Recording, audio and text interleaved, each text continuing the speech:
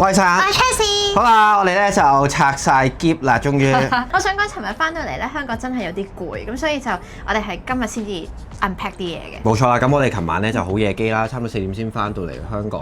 咁講翻成個旅程先，今次咧其實我哋係8日7夜啦，咁然後咧我哋中間揸咗5日車嘅。咁今次嘅租車咧，其實我就喺橫濱嗰度租啦，亦都係租 Toyota Rent-A-Car 租咗 Sienna 2022版嘅 Hybrid 嘅。咁咧我都係有指定車款啦，再加埋異地還車費。咁咧成個租車咧嘅錢咧就大概69,000 yen 啦，我就喺成田嗰度咧還車嘅。咁另外咧就加埋有錢4000零 yen 啦，跟住再加埋 ETC 就6900 yen， 咁同埋我哋早咗1個鐘頭還車，退翻1650 yen 俾我哋。成個租車咧其實係用咗8萬 yen 左右啦。坐3個人喎，所以其實幾抵下。你諗下4000蚊港紙左右啦，咁就可以5日4夜周圍去。因為咧我哋譬如去近郊啲地方咧，箱根又好，或者係我哋由市區翻去成田機場咧，其實個車費都比較偏貴啲，咁所以如果係識揸車嘅朋友咧，就不妨考慮一下啦。好，咁呢個旅程咧係8日7夜啦，我哋今次都買咗都幾鬼多嘢，尤其是係佢今次係買得最多嘢嗰個嚟嘅。其實都唔算話好多，我冇買乜，即係我冇乜點樣買好貴嘅嘢，大家都知我係唔買，依家係唔係好買貴嘢嘅我。咦？咁你攞住嗰個咩嚟㗎？咁我而家咧就逐樣講下咧，我哋係買咗啲乜嘢先啦。好啦，首先同大家咧分享一下咧買咗啲咩名牌先。咁今次咧我就冇好瘋狂咁樣買嘅，因為今年就買咗幾個袋啦，咁所以就係都係少少嘅首飾咁樣。BV 呢個咧係買俾師兄嘅，所以留翻師兄先拆。嚇！你幫我拆啦，你幫我拆。唔要啊！呢個你禮物你自己拆。咁咧我自己嘅話咧就係買咗 Chanel 啦，同埋買咗 MS 嘅，都係飾品類為主。但係咧 Chanel 個包裝聖誕包裝係超級靚，我想講佢係聖誕限定包裝嚟嘅。首先講下 Chanel 先 ，Chanel 嘅話咧我就係最尾嗰日咧就喺橫濱嗰間 Chanel 度買嘅。我見到表參度啲人咧要排隊啊，又要登記啊各樣嘢，咁所以我就冇啦，我就 skip 咗，就等到橫濱最後一站咧。咁啱咧就喺高島屋嗰度食飯，咁就樓下就有 Chanel， 咁就見唔使排隊就 walk in 入去啦。你睇下聖誕包裝係超級靚咯，佢呢個 ribbon 咧其實係同咧而家香港喺半島酒店嗰個聖誕節裝飾咧係一模一樣嘅，咁就係蝴蝶結為主啦。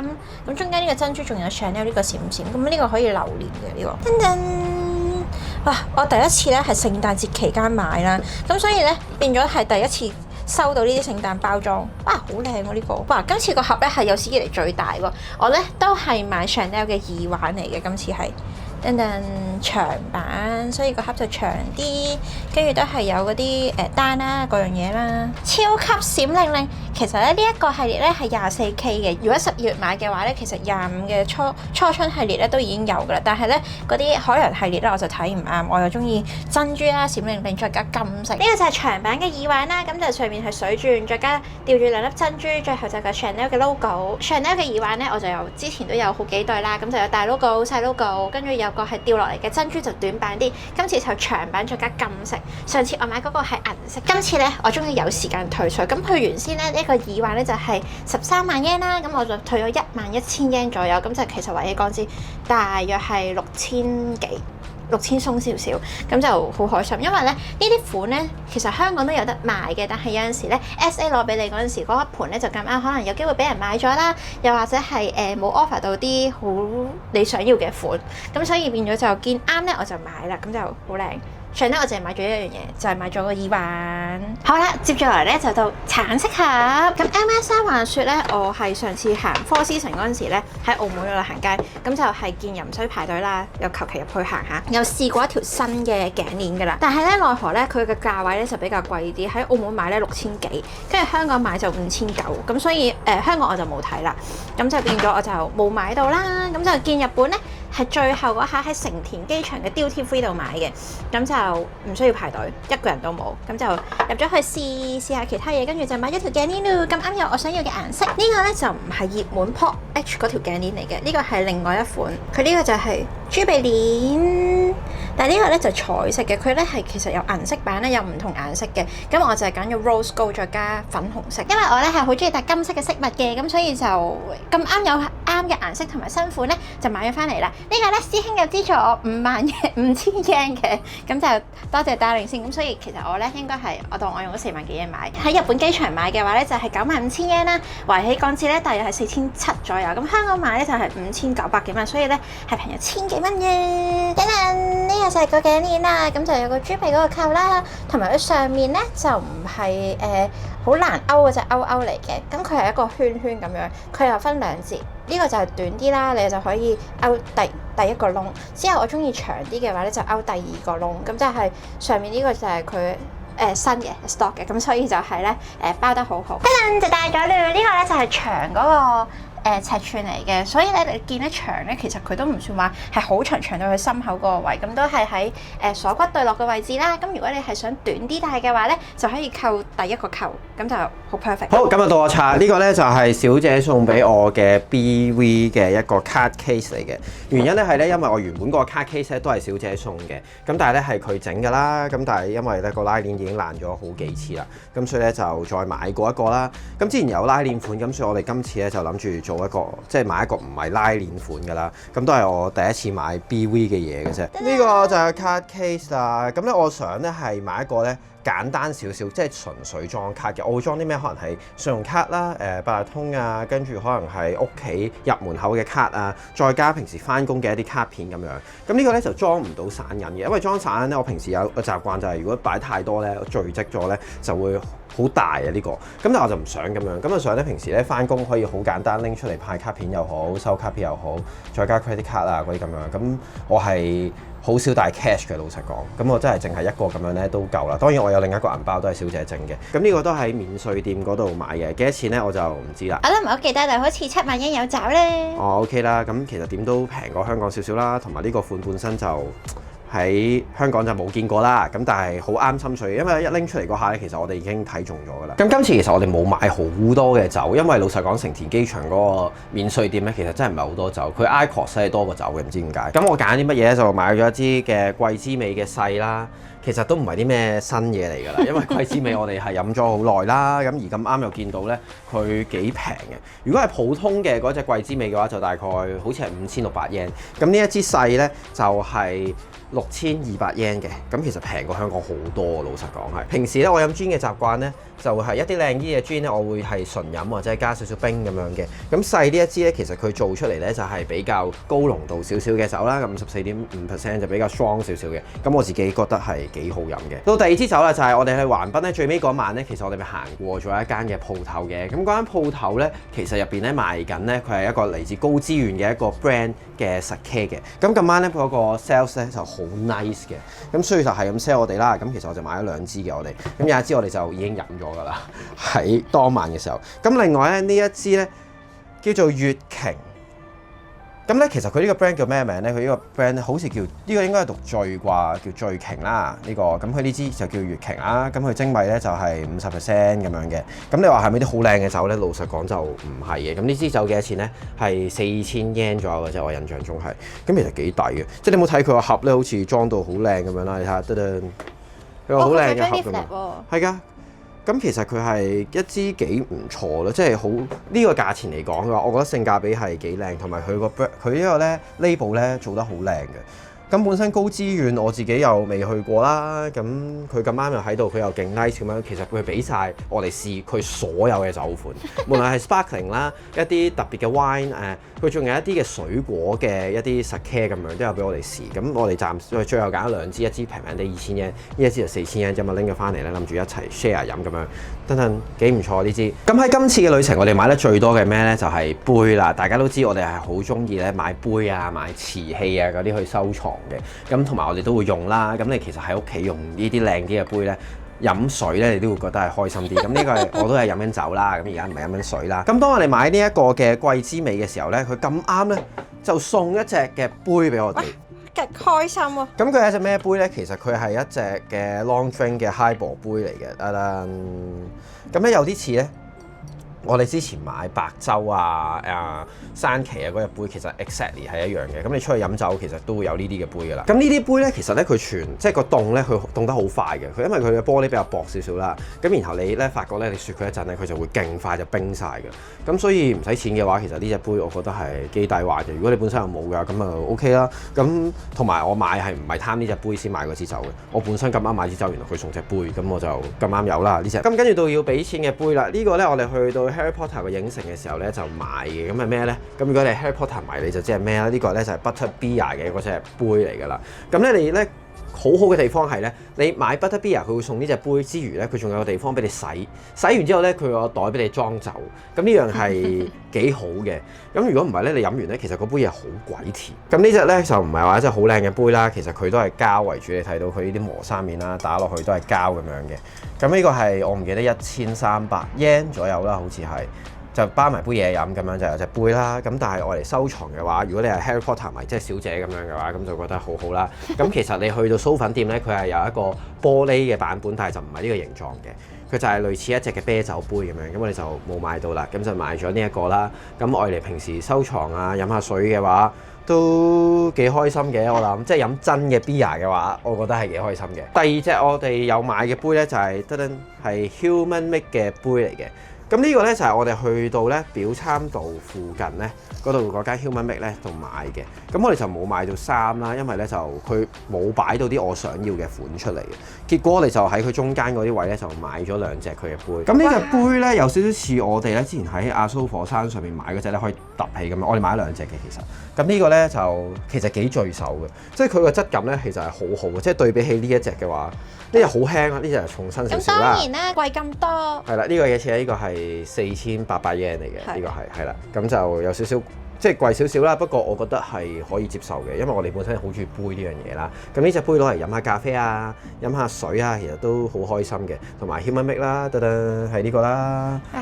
好好摸啊呢個。係啦，其實佢個 texture 係我自己覺得嚇係幾唔錯嘅。咁當然你如果本身你係唔中意 Human Make 嘅話，咁就唔需要買啦嚇。但係每次去佢哋啲衫都唔一定係一樣嘅。好啦，除咗師兄講嗰啲杯之外咧，我哋仲買咗一啲咧係特產嘅杯嚟嘅。咁首先就係呢個極細嘅，大家估下咩嚟先？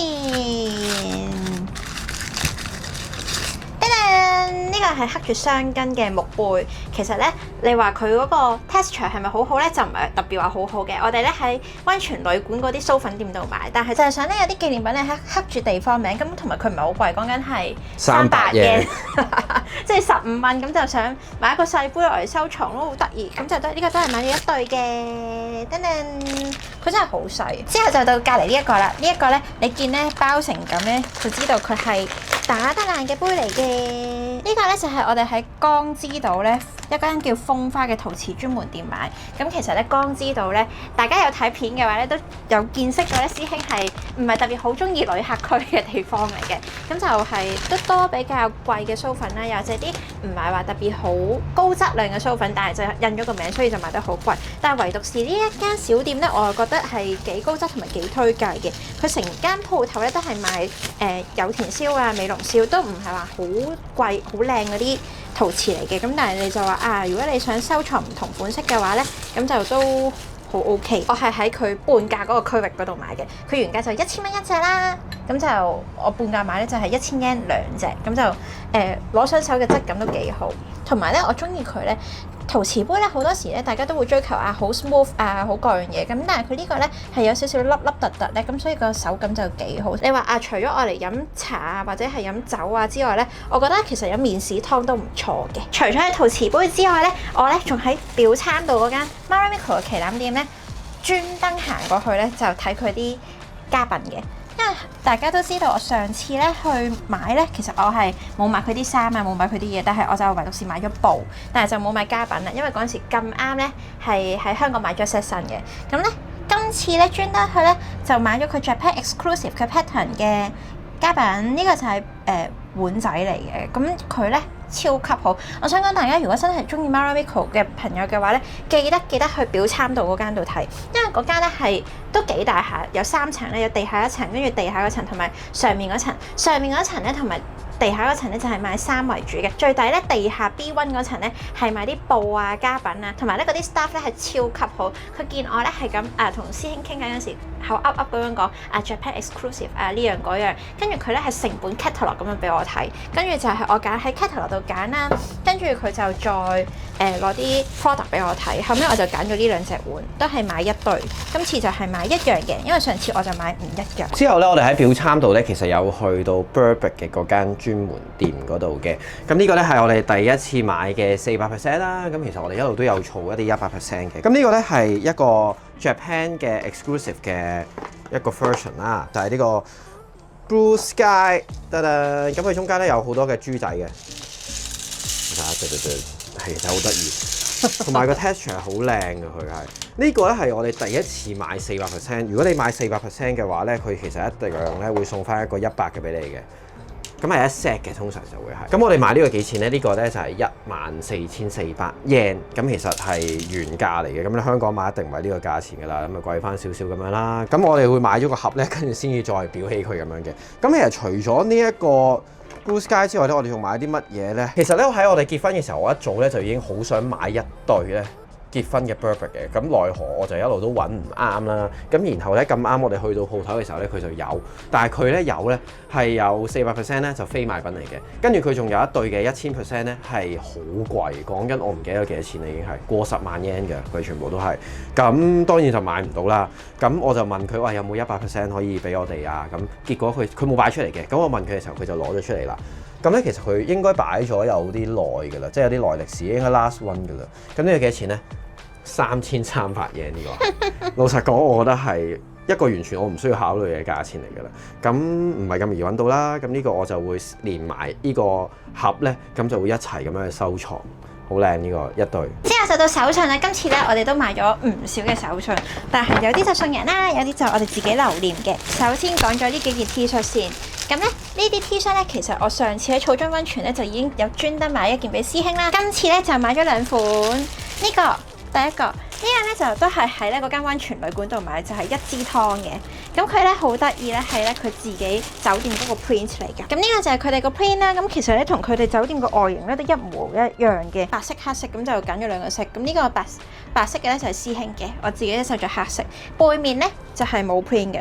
呢一件衫咧就係其實2000 yen，咁所以你當100蚊買件 T 恤嚟做留念嘅話就非常之好。之後就到另外嗰2件啦，另外嗰2件咧就係雙根，我哋喺大涌谷嗰陣時買嘅。咁今次咧就佢冇顏色揀，全部都係得藍色，咁就買咗2件啦，一式一樣嘅，咁就係當情侶 T 恤咁樣着。呢個就係背面嚟嘅，背面就幾得意啦。呢個就正面。咁咧留意翻咧呢件咧其實係冇頭先嗰件咁高質，佢係冇雪梨紙夾喺中間嘅，同埋你摸下個質地咧係薄啲嘅。頭先嗰個咧就挺身實淨少少，所以嗰件咧白色你可以着出街，呢件就留翻屋企着或者做運動着。好啦，之後除咗係頭先嗰2件 T 恤啦，喺山頂咧仲買咗個大涌谷嗰啲特產咁樣黑色嘅蛋咁樣，但係其實我哋都唔係好清楚佢係咩嚟嘅，佢係嗰啲和果子咁就幾靚咁樣啦，就買翻屋企咧同屋企人分享嘅。等等，呢個就係個手信啊！我見咧大家咧人人都攞一盒，同埋就係寫咗話 No.1 嘅手信，咁就買一盒。咁佢一盒就8件嘅，我記得唔係好貴，1000 yen 左右，1000零yen左右，咁就買嚟試下。咁其實佢應該咧係師兄唔食嘅甜品嚟嘅，咁但係見一場上到去，咁就想買啲特色嘅產品翻屋企同大家分享。到之後啦，我喺 Harry Potter 咧，除咗買頭先嗰2隻杯之外咧，仲買咗佢嘅guide book。佢呢個咧好得意喎，佢咧其實咧係我官網訂飛嗰陣時咧就已經係問你要唔要 add on 去加錢去買嘅，咁就2500 yen。咁咧我咧就見心諗可能去到場嗰時冇得賣喎，咁就係咁以買門票嗰時就交咗2500 yen 咧。老實講唔係好貴嘅，但係佢咧個 printing 咧做得好好。但係 end up 我發現咧，其實喺酥粉店咧都有得買，仲要咧都係一樣價錢嘅。所以咧我用 credit card 俾錢嘅話咧就貴咗。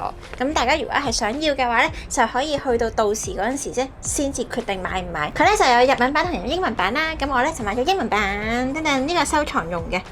你話2500 yen買一本書可能好貴咁，但係其實如果你係作為 fans 嘅話咧，就勁想收藏，因為咧佢嗰啲紙質咧係非常之好，非常之硬刮刮，同埋咧佢係有逐個 section 去講。譬如呢個咧係我哋最中意嘅位就係禁忌森林，佢真係 set 得好好，跟住又講啲生物啊或者係 behind the scenes 呢啲，同埋中間仲要夾住咗啲嘢，咁你就可以咁樣攤開嚟睇。哇！呢個好靚啊！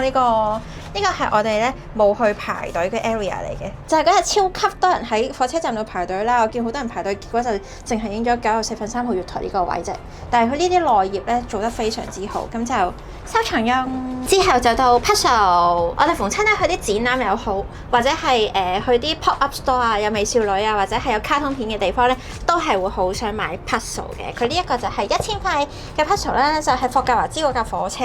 跟住咧，佢呢款咧係世界初版，佢咧應該係咧攞相機咁樣照一照咧，就會有啲特別嘅圖案。咁但係點樣咧，就一定要係砌咗之後先知啦。佢咧除咗呢款咧火車嘅 puzzle 之外咧，其實仲有城堡嘅 puzzle 嘅，但係城堡嘅 puzzle 就冇咁特別，佢係一個普通嘅夜光 puzzle， 所以我就買咗火車。除咗 puzzle 之外咧，喺 Harry Potter 咧仲買咗少少啲細件嘅紀念品啦。但係留意翻啦，我想講嗰度酥粉店咧，佢啲酥粉咧個 quality 咧就唔算話太好，所以我就冇買好多嘢。咁呢個就係盲盒嘅襟章。哦，哇！一嚟到就係我個寫啦。咩啊？Gryffindor 咯，呢個 Gryffindor 咯。睇下我會唔會中兩個一模一樣嘅嘢先，係嘅話就好不安咯。哦，完全唔同嘅94分3號月台。哇！呢個好靚喎，呢個靚喎，呢個有誠意過 Gryffindor 喎。係喎，佢仲有咩款式㗎？哎呀，可惜冇 mark 低係邊個揀邊個。佢咧仲有其他款式嘅，咁就有唔同學院啦、校章啦。哦，94分3號呢個月台呢個係最靚，我覺得最 eye catching，其他嗰啲就正常都冇乜特別。除咗咧嗰兩個襟章之外咧，我見咧人人咧都有着晒袍啊、着晒冷衫啊、攬晒頸巾，但係有啲朋友咧係有頭箍嘅，跟住我就心諗，點解我冇？因為我有袍啦、魔杖啦、有冷衫同埋有頸巾，已經係 full set 咁樣嘅咧，唯獨是係冇頭飾，跟住就 end up 咧就買咗一個頭飾800 yen 嘅呢個，咁就佢係一個好普通嘅夾嚟嘅啫，咁就你話日常戴嘅話都可以嘅，但係我唔會話貿然咁樣帶出街咯。呢個就係收藏用。到時咧，我有機會去倫敦嗰個 Harry Potter 影城嗰時咧，就可以有得帶咯。即係臨尾嗰日咧，我哋臨去機場 check in 之前咧，我哋就去 W Amazing 個 locker 度就拎咗啲我預先訂定嘅手信啦。咁手信嘅方面咧，其實 W Amazing 真係好方便，因為咧唔需要排隊去買任何嘢，可以一站式咧就買晒我想送俾屋企人啊、送俾同事啊嘅嘢之餘咧，佢仲要係 pack 得超級好。首先第一個就係都係大家必買嘅，咁咧其實香港都有，只不過日本買就平少少啦。咁留意翻咧呢個咧，佢個食用期限就會短少少，咁所以咧收咗之後咧就盡量快啲食啦。之後就到最近咧好 hit 嘅 KitKat。KitKat 咧我哋買咗兩款，一款咧就係梅酒，一款咧就係日本酒。咁呢個咧我係喺公司嗰度收到一次之後咧，我就覺得幾好食，下一次咧就買翻嚟同師兄分享。之後就到呢個最近好 hit 嘅卡通 Chikawa， 咁佢咧就係一個曲奇嘅餅啦，咁咧佢連埋個罐，加埋咧佢曲奇咧入面係有佢哋個樣嘅，咁所以就幾特別。咁就3罐啦，咁我有3位朋友，咁就我係每人1罐咁樣送俾佢。之後就到另一款都係好熱門嘅 New York Perfect Cheese， 咁大家都知道咧呢一款咧係一定要排隊嘅，同埋你要真係親身去揾嗰間鋪頭，就可能浪費咗你旅行嘅少少時間啦。咁就係一站式買，上次我都有買過一次嘅，但係上次就係福岡度拎，今次就喺東京度拎。咁咧今次咧我都買咗一啲嘅衫嘅，得啦，呢個就係我第一件買嘅褸啦，就喺 Patagonia 嗰度買嘅。咁就行呢個表參道嘅時候見到啦。咁呢件褸咧其實都幾鬼亂嘅，唔係講笑。本身 Patagonia 呢個 brand 咧，佢已經係出啲褸係幾好啦。咁咧呢件褸係36,000 yen 就冇得退稅嘅，同埋就留意翻佢嗰間鋪頭同我講冇得退啦。咁呢件褸係其實係幾鬼亂嘅，亂到嘅程度係咧，我上大涌谷嘅時候咧係一度咧我都係着緊呢件褸嘅啫。咁呢件褸係我自己覺得幾靚啦。咁同埋佢喺香港都着得啦，咁唔係話好臃腫咁樣啦。呢個 M size 嚟嘅，咁啊 last one 嘅啦已經係。咁但係我覺得佢幾新淨。咁跟住到另一件褸啦。咁咧我平時咧就真係老實講，我本身真係好少厚褸。咁所以我真係好想買一啲厚啲嘅褸，係可以以備之後可以用。咁呢件就係我第二件買嘅褸。咁喺御電場嗰度買嘅，喺 Nike 嗰度買嘅。呢啲褸咧，其實你都一睇就知道咧，喺香港你有幾可以着到啊！咁個問題係你有陣時去旅行，你去啲好凍嘅地方，你就會着噶啦嘛。因為我哋之後咧，其實有 plan 咧係去可能去歐洲啊咁樣玩啦，咁你會好凍噶嘛。咁你通常一件褸走天涯啦，呢件褸咧就係嗰啲咁嘅褸啦。呢件褸幾多錢咧？我喺 Nike 嘅時候咧見到咧我都嚇親，我都嚇親。呢件褸咧講緊係7999 yen， 即係8000 yen。呢件褸8000 yen 圍翻喺港紙講緊係400零蚊啫喎，但係佢咧係好暖，即係你睇到佢咧呢啲面咧係勁嘅羽絨嚟嘅，主要係長身嘅羽絨啦。咁佢跟住呢度第一帽咧就係毛毛帽啦，咁係俾你咁樣笠住自己。但係綠色喎，你咁樣笠住自己。唔關事咯。咁呢件褸係其實你着上去，你會覺得佢唔算話好臃腫嘅就着到你。咁不過就唔係話你好多時候會用到啦，所以呢個價錢買嚟講，我覺得係極抵。咁咧，另外咧，我仲買咗2件嘅衫啦。咁喺 United Arrow 嗰度買嘅，得啦。御殿場呢一個 Outlet 咧，我自己覺得係幾鬼 fit 人嘅。淨係呢間鋪頭為例啦 ，United Arrow 啦，咁本身佢入邊啲嘢都唔係平㗎啦，有好多唔同嘅 brand 夾埋一齊咁樣嘅，佢好多都冇減價。即係佢咧係寫住喺嗰個塊嘢上面寫住幾多 % off 嗰啲就有啦，冇嗰啲咧就真係冇嘅。咁所以大家如果去嘅話就要睇清楚。咁其他 Outlet 可能有機會都會係咁樣嘅，咁就大家睇清楚啲啦。咁呢件就有啦，呢個都係半價啦，4000幾 yen 嘅啫。咁另外就係冷衫啦，噔噔。喂，好有聖誕氣氛啊！呢件冇錯，呢件咧都係半價咗，都係5000 yen 左右嘅啫。咁所以呢度夾埋，其實我都1萬 yen 都冇啊！呢度係幾好嘅，我覺得，因為我都有試過晒啦，同埋佢有新攞俾我，咁所以我就覺得幾 OK 嘅。最後一樣我有買嘅嘢咧喺 Outlet 嗰度就係一對嘅鞋啦，就係呢對 Asics 啊。之前咧非常之 hit 嘅一對 Gel 14啦，因為小姐有一對一樣嘅。咁咧唔係一日色嘅，咁但係我一路都好想買，但係之前咧真係唔知點解咧炒得太貴，咁所以我一路都冇買到。咁呢個幾多錢咧？呢個咧我見到咧都有啲嚇親。呢個佢原本咧係19000幾 yen，跟住佢半價咗，同小姐咧係同款嘅，不過唔同色啫。我想買好耐㗎啦，同佢同款，咁啊9000 yen，喂，又係9400幾蚊啫喎，咁啊好抵啊！咁呢個咧係第一日咧同師兄一齊去行街嗰時買嘅，就係 Baba。咁 Baba 咧我哋就冇買褸啦，就買咗佢啲小物，因為啲小物咧大部分都係半價或者7折左右，咁就買咗一頂冷帽。呢頂冷帽咧係超級暖，我想講，因為佢咧係好 fit size 啊，跟住入面啲就比較厚身啲，同埋你見咧就係好聖誕風，咁所以就嗰陣時即刻買就即刻戴啦，因為咧喺日本咧上到山就真係有啲凍。除咗頂冷帽之外咧，我哋就買咗2條頸巾，呢個係師兄送俾我嘅禮物。咁呢個就係男裝款啦，咁就係藍色拼暗紅色，咁就係100% 羊毛，都比較舒服啲，同埋咧佢唔係好厚身嗰隻羊毛，咁變咗咧你喺香港咧都可以用得到。我咧就係一條粉紅色嘅頸巾嚟嘅，冇錯，師兄又買粉紅色嘅頸巾俾我啦，咁就噔噔。哦，個長度係好 fit size 嘅呢一個，咁但係咧佢嗰個闊度咧就唔夠我 LV 嗰條厚啦，咁就唔可以做披肩，但係入面咧係雙面嘅，佢係粉紅色嚟嘅，咁所以就可以有格仔用又得，冇格仔用又得，或者你中意咧，你可以翹嗰陣時咧，你 mix 埋咁樣用都可以。咁喺 United Arrow 嗰度咧，咁就師兄就買咗2件衫啦，我咧都買咗2件衫，但係咧我係買啲好 basic 嘅冷衫款，白色穿窿嘅冷衫，咁佢個 texture 都幾舒服嘅，咁佢咧有少少呃我以為係半價嚟嘅。佢掛咗喺半價佢嘅架度，結果咧我埋單嗰下係7折，咁所以大家就要留意下啦。女裝咧都唔係好多減價，唔係好似師兄講話啊好多嘢都減價，咁所以就大家俾錢嗰陣時就可以 cross check 一下。咁同款咧我就買一件紫紅色，咁呢個就可以拜年用。輪到咧我喺御殿場買咧最滿意嘅嘢，咁就喺御殿場咧終於買到我想買嘅褸，同埋個價錢係超級平嘅。呢件就係大褸嚟嘅，佢咧話就話大褸啦，大家就以為啊係好厚嗰啲質地，但係其實咧佢係比較薄少少嘅厚褸，佢純粹係嗰個 cutting 嘅 style 就比較大件啲。點解會買佢咧？咁本身咧呢件褸咧其實係正價都唔係好貴，係9000 yen，你話喺港紙大約係450蚊左右啦。如果你唔算嘅話，咁但係咧佢嗰下咧係做緊 Christmas sale 嘅，你買2件咧就可以每件3900 yen。咁簡單啲嚟講，呢件褸咧係唔使200蚊㗎，仲平過我啲冷衫嘅，勁開心咯。之後第2件啊，咁咧就係都係褸嚟嘅，因為佢話買2件先至可以享用嗰1件3900 yen 嘅優惠價啦，咁所以我就買咗第2件，都係長褸。其他衫我真係睇唔啱嘅，但係呢個嘅話就都幾呃得下人啦。但係都係嗰句啦，佢 free size 咧，我就要改短少少，佢有啲長，同埋呢個款咧係有入面有開叉嘅。之後啦，我都買咗對鞋啦，就買咗對水鞋。咁話說咧，我好耐年前咧就喺輕井澤嘅 Outlet 度咧就已經買咗呢個牌子。但係長嘅水鞋，咁當時咧因為係成日出 show 啊、做 event 啊、outdoor event 嘅話咧，長嘅水鞋係非常之有用，因為嗰陣時真係夏天水浸得好犀利咧，係去到膝頭嗰個位。end up 咧我係好想要對短 boot 嘅，咁但係短 boot 奈何喺香港咧夏天買咧就真係好貴。咁啱咧 Outlet 就有個簡單款，咁佢係個 basic 款嚟嘅，咁就比較短啲，着到去小腿中間一半左右啦，好平。我想講呢一個咧一對鞋咧係11000 yen嘅，佢做緊優惠，咁11000 yen咧個價錢係連稅喎，鋪頭可以直接退稅。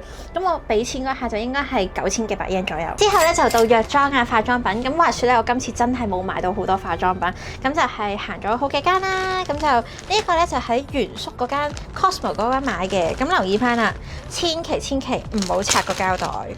翻到香港先好擦。首先呢一個就係我成日推介嘅髮尾油，咁咧呢個咧我自己就之前 stock up 咗2支㗎啦，咁所以呢個咧就係買俾我細佬嘅女朋友用嘅。呢款都係好推介，話說咧莎莎都有得賣嘅，但係莎莎就賣得貴啲，係129蚊一支嘅正價嘅話，咁你有陣時可能做優惠佢會有95折，但係點都唔夠日本平㗎啦，所以都係買嚟 stock up 嘅。眼線筆都係3支。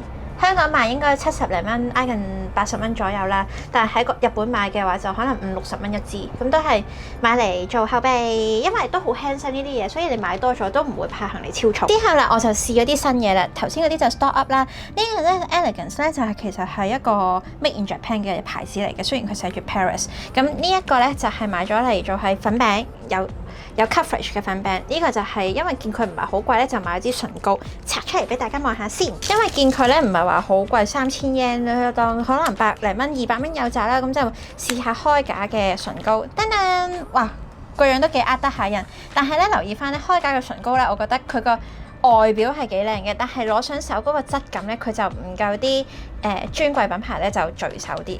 好，呢個係7號色，個樣都唔錯喎，同埋都有佢唇膏上面咧都有佢個 logo。呢個就係玫瑰紅啦，咁就比較潤身啲，同埋咧試嗰陣時咧，我都係喺藥妝嗰個位咧就有試到想嘴嘅，因為佢咁啱有個 sales 姐姐咁就問我啊想唔想試，咁我見咧其實咧喺嗰間藥妝鋪頭咧，人人都喺度試緊嘢，佢係有啲 area 咧係有卸妝啊、有棉花棒啊、有各樣嘢，咁就大家可以試自己想要嘅化妝品。話說咧，我真係好耐冇搽過粉底或者係搽過粉餅，因為我而家化妝咧可能隨住歲月嘅增長啦，咁我通常而家咧都係一個防曬再加上透明嘅碎粉，咁就完㗎啦，就想 less is more，盡量用少啲。咁但係咧，因為我早1-2日咧做姊妹嗰陣時，即係去旅行之前做姊妹咧，就見到咧有位姊妹嘅朋友咧就係咁喺度攞呢盒嘢嚟補妝，跟住佢同我講都話喺日本藥妝度買都唔錯啦，幾好用，咁我就去望下試試佢。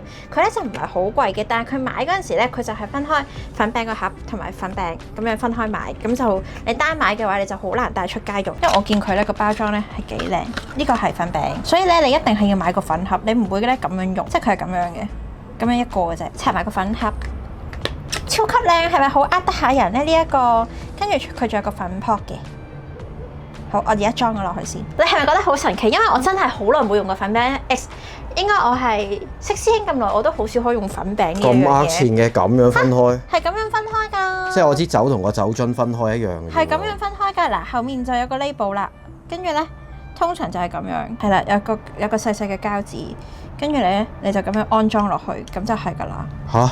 係咁樣㗎，咁呃錢嘅？點解好呃錢啊？大部分專櫃品牌都係咁嘅，所以大家見咧，或者係男人見咧，點解女人會花咁多錢喺化妝品身上？因為咧，首先大家都係好睇嗰個 packing 啦，咁佢呢個 packing 係幾靚嘅，跟住之後咧，先至入面係個內容。同大家試下個粉質先，咁呢個減少少啦。我其實唔係好中意用粉撲嘅，咁但係你帶出街就冇計。嗱，呢度我有個好細嘅墨。咁你可以試一試，佢呢個 coverage 就唔算好高嘅，但係個粉質就幾幼細啦。你話如果你出街出得耐嘅話咧，有面油咧可以印一印咧，咁就都 OK 唔錯，咁就唔係話好貴啫呢一盒嘢，咁就300蚊有找。好，咁呢個咧就係我哋8日7夜嘅旅程啦。如果大家咧係由第一條片咧睇到我哋最後嘅呢一條片嘅話，真係多謝大家。咁2025年咧，我哋會去邊一度咧？我哋真係未諗嘅，咁係有好幾個地方我哋係會想去嘅。咁咧想知嘅話咧，記得留意我哋之後嘅片啦。好，咁樣條片咧就嚟到呢度啦。中意條片記得 like 同埋 share 條片，未訂嘅同埋呢個 subscribe 我哋，仲有我哋 Facebook 同埋 Instagram。咁我哋下條片再見，拜拜。